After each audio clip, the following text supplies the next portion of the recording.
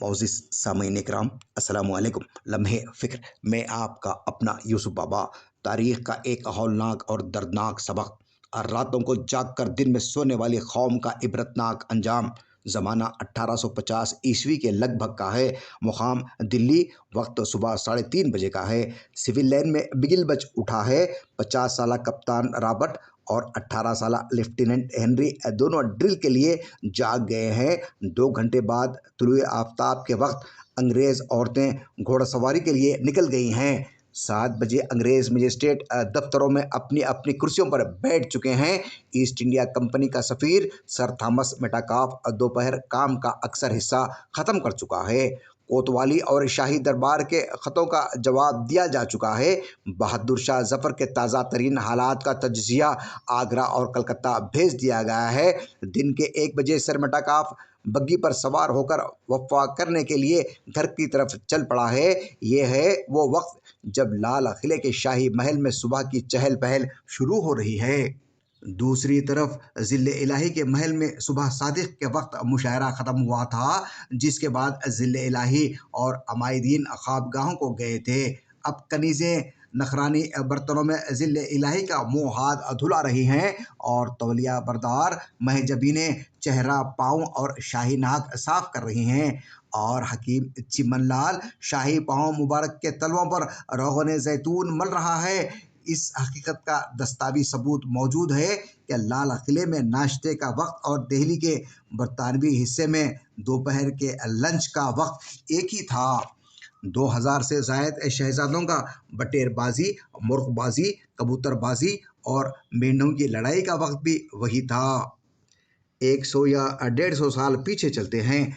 बरतानिया से नौजवान अंग्रेज़ कलकत्ता, हुगली और मद्रास की बंदरगाहों पर उतरते हैं। बरसात का मौसम है, मच्छर हैं और पानी है। मलेरिया से औसतन 2 अंग्रेज़ रोज़ाना मरते हैं, लेकिन एक शख्स भी इस मौत के शहर कलकत्ता से वापस नहीं जाता। लॉर्ड केलियो घोड़े की पीठ पर सवार रहता है। अब 2018 में आते हैं। 95% से ज़्यादा अमरीकी रात का खाना 7 बजे खा लेते हैं, 8 बजे तक बिस्तर में होते हैं और सुबह 5 बजे से पहले बेदार हो जाते हैं। बड़े से बड़ा डॉक्टर सुबह 6 बजे अस्पताल में मौजूद होता है। पूरे यूरोप, अमेरिका, जापान, ऑस्ट्रेलिया और सिंगापुर में कोई दफ्तर, कारखाना, इदारा, अस्पताल ऐसा नहीं जहां अगर ड्यूटी का वक्त 9 बजे है तो लोग 9:30 बजे आएँ। आजकल चीन दुनिया की दूसरी बड़ी ताकत बन चुका है। पूरी कौम सुबह 6 बजे से 7 बजे नाश्ता और दोपहर 11:30 बजे लंच, शाम 7 बजे तक डिनर कर चुकी होती है। अल्लाह की सुन्नत किसी के लिए नहीं बदलती।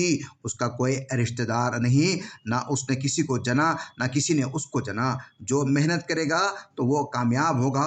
ईसाई वर्कर थॉमसन मेटाकाफ 7 बजे दफ्तर पहुंच जाएगा तो दूसरी जानिब दिन के 1 बजे तौलिया बरदार कनीज़ों से चेहरा साफ करने वाला बहादुर शाह जफ़र मुसलमान बादशाही क्यों ना हो, नाकाम रहेगा।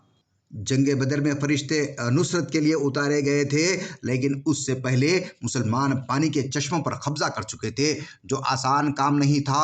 और अल्लाह के रसूल सल्लल्लाहु अलैहि वसल्लम रात भर पॉलिसी बनाते रहे और रात के बाकी बचे हुए हिस्से में सजदे में पड़े रब्बे ज़ुल जलाल से इमदाद व इस्तेनात तलब करते रहे।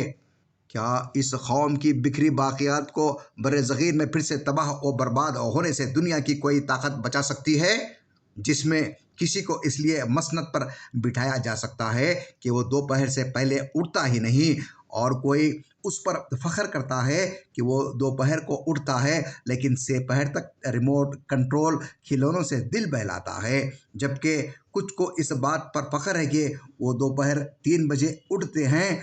क्या इस माशरे की अखलाकी पस्ती की कोई हद बाकी है? जो भी काम आप दोपहर को ज़वाल के वक्त शुरू करेंगे वो ज़वाल ही की तरफ जाएगा, कभी भी उसमें बरकत और तरक्की नहीं होगी।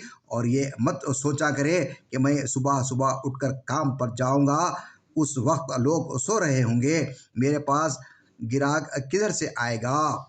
गिराक और रिस्क अल्लाह रब्बुल इज़्ज़त भेजता है। किसी शायर का मशहूर शेर है, मंजिल ला मिलेगी उसे ढूंढने से कहीं भी, सूरज के निकलने पे जो बिस्तर से उठेगा। بہادر شاہ ظفر کے سارے شہزادوں کے سر قلم کر کے اس کے سامنے کیوں پیش کیے گئے؟ خبر کے لیے 2 گز زمین کی جگہ بھی کیوں نہ ملی؟ آج بھی ان کی نسل کے بچے کچے لوگ بھیک مانگتے پھرتے ہیں کیوں؟ پڑھیں اور اپنی نسل کو بتائیں، تباہی ایک دن میں نہیں آ جاتی۔ صبح تاخیر سے بیدار ہونے والے افراد اپنا انجام جاننے کی خاطر لمحے فکر کو غور سے سنیے۔ اے ملت کے ہوش مند نوجوانوں، سنو، یہ ہے دلی کے آخری بادشاہ بہادر شاہ ظفر کی زندگی کا طریقہ اور ان کا عبرتناک انجام۔ اور اسی طرح غریبوں، یتیموں، لاچار اور مجبور نونہالوں کی زندگی سے کھیلنے کا بھی ایسا ہی عبرتناک انجام ہوگا۔